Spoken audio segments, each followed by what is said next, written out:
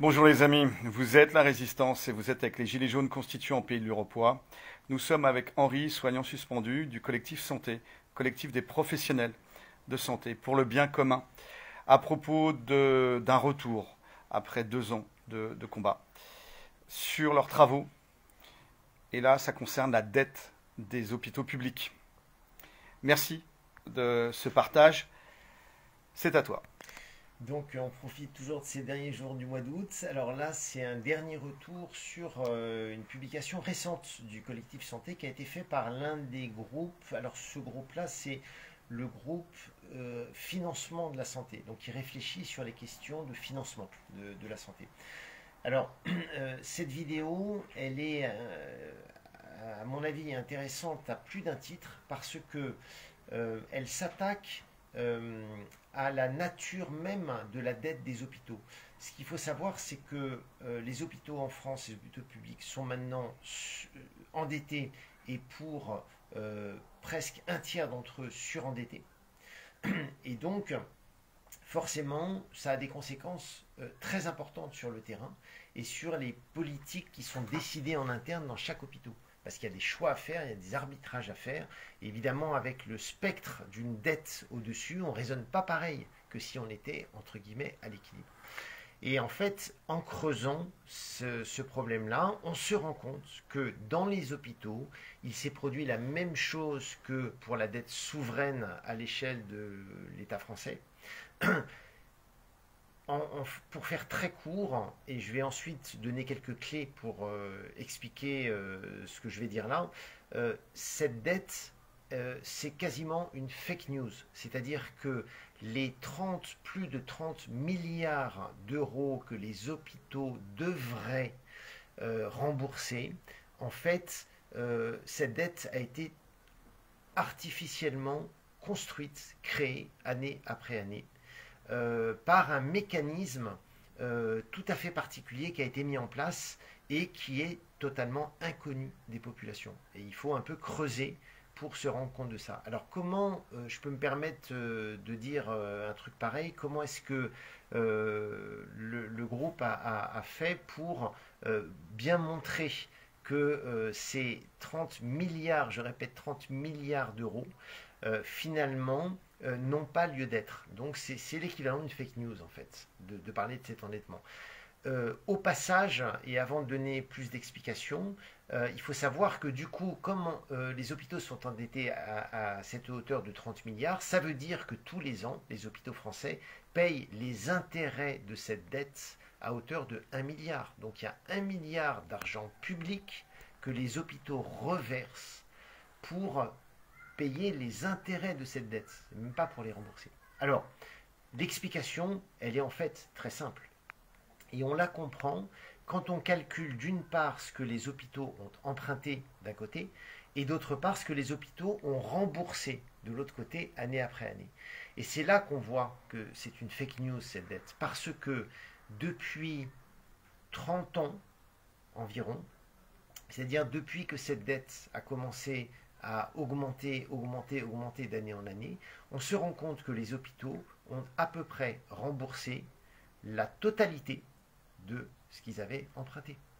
Alors, comment se fait-il que pendant ce temps-là, la dette augmente? C'est tout simplement lié au fait qu'il y a eu à un moment dans l'histoire récente une obligation faite aux banques d'aller emprunter Aux banques, aux hôpitaux. aux hôpitaux, une obligation faite aux hôpitaux d'aller emprunter auprès des banques privées.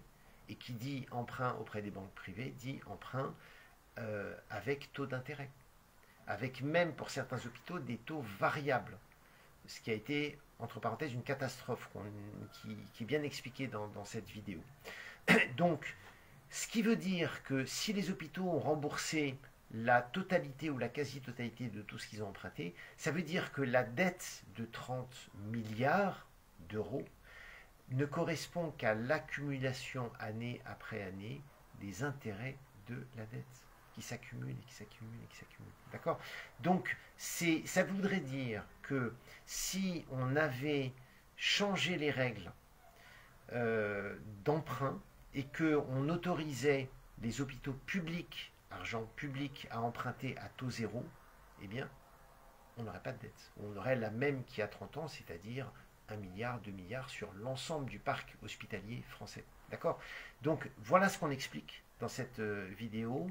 Vous avez vraiment des éléments factuels pour attester de ça. Et c'est clair que, vu la situation dans laquelle se retrouvent les hôpitaux là actuellement, en ce moment et à la suite de cette crise sanitaire, c'est vraiment important que les populations et que les soignants, même les professionnels eux-mêmes, se rendent compte que quand on entend parler de cette dette, du retour à l'équilibre, en fait, il y a toute une politique sanitaire qui est décidée sur cet argument.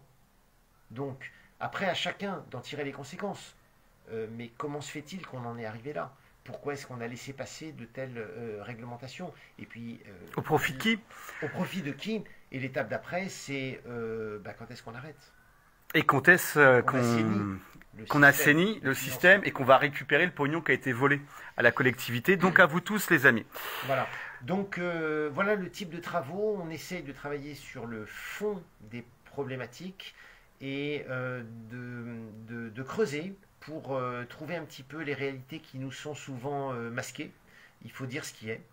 Et je pense que la meilleure preuve, c'est que si on va dans la rue et qu'on se balade et qu'on demande aux gens un petit peu comment a pu se constituer la dette, comment fonctionnent les prêts, etc.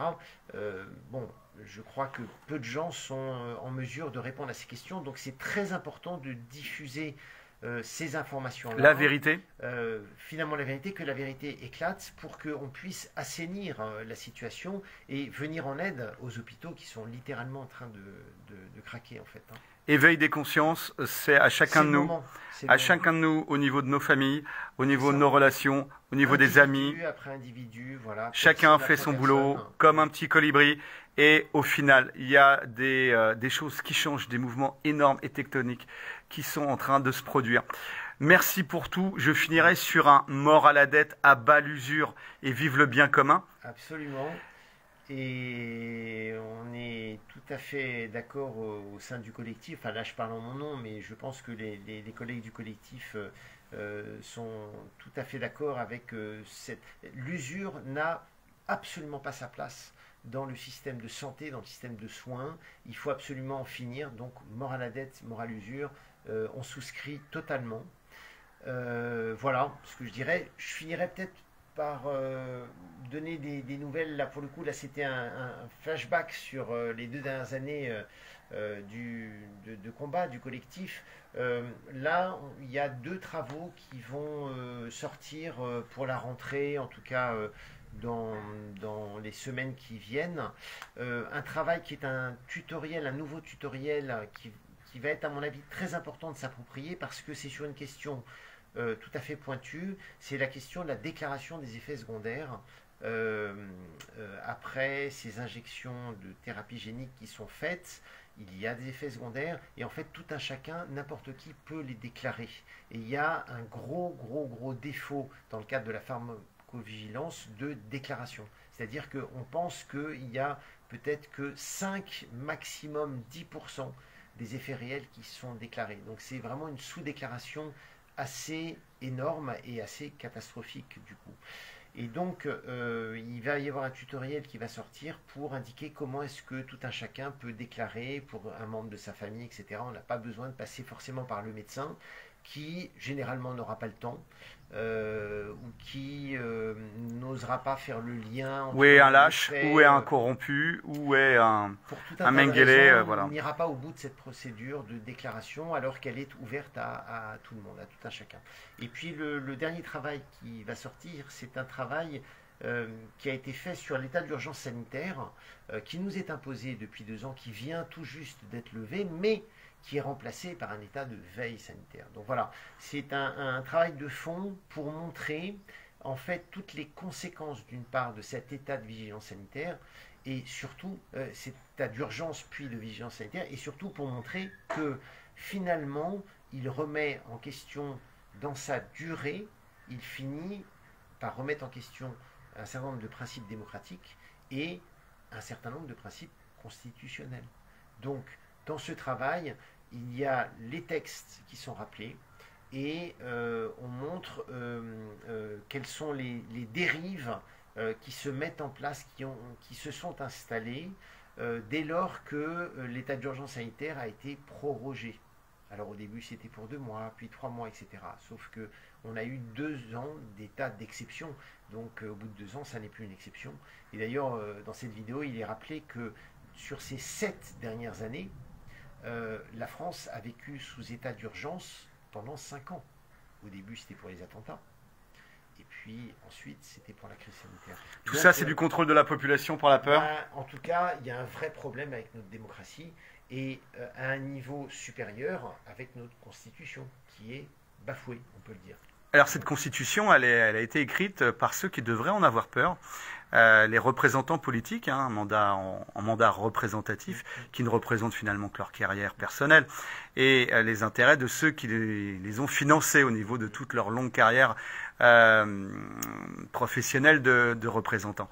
Et là j'ai envie, parce que là on fait un petit aparté, est-ce aux hommes de pouvoir d'écrire les règles du pouvoir, donc la constitution? Clairement non. Clairement non. Ah non, est-ce au peuple instruit des questions juridiques, politiques et économiques? Population instruite et responsable. Voilà, donc il y a du travail. C'est constituant, on dirait. Merci en tout cas de toutes ces informations. On va mettre en description de la vidéo le lien de cette vidéo explicative que vous avez produit. Qui est sorti au début de l'été, récemment. Merci encore pour tout ce travail de résistance. Force et honneur, on lâche rien. Force et honneur.